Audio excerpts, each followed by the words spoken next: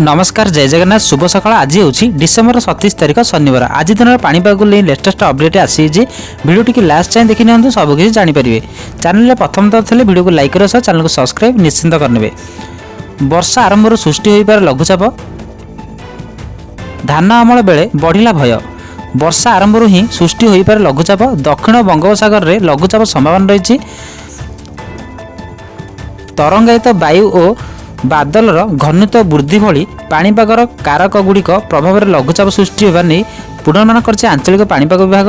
लघुचाप प्रभाव में राज्य किसी स्थान में हालुकारू मध्यम धरण वर्षा हो पारे।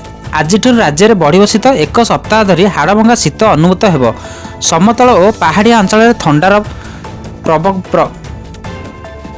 समतल और पहाड़िया अंचल थंडार प्रकोप बढ़िबो। एही अंचल गुड़िक 2 डिग्री पर्यंत राति तापमात्रा ह्रास पाइबा नहीं संभावना रही।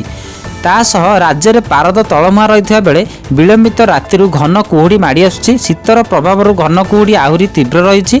आंचलिक पाणीपाग विभाग केन्द्र अलर्ट अनुसार नुआ वर्ष पर्यंत राज्य में शीतर प्रकोप लगी रहिबो। आसंता 4 दिन पर्यंत घन कुहुड़ी को नहीं चेतावनी जारी करछि। आसंता काली सकाळ पर्यंत कंधमाल कोरापुट ढेंकानाल खोर्धा सुंदरगढ़ जिलार अनेक स्थान में घन कुहुड़ी को नहीं चेतावनी जारी करिछि। दृश्यमान दूरता 50 मीटर रु भी कम रहिबो।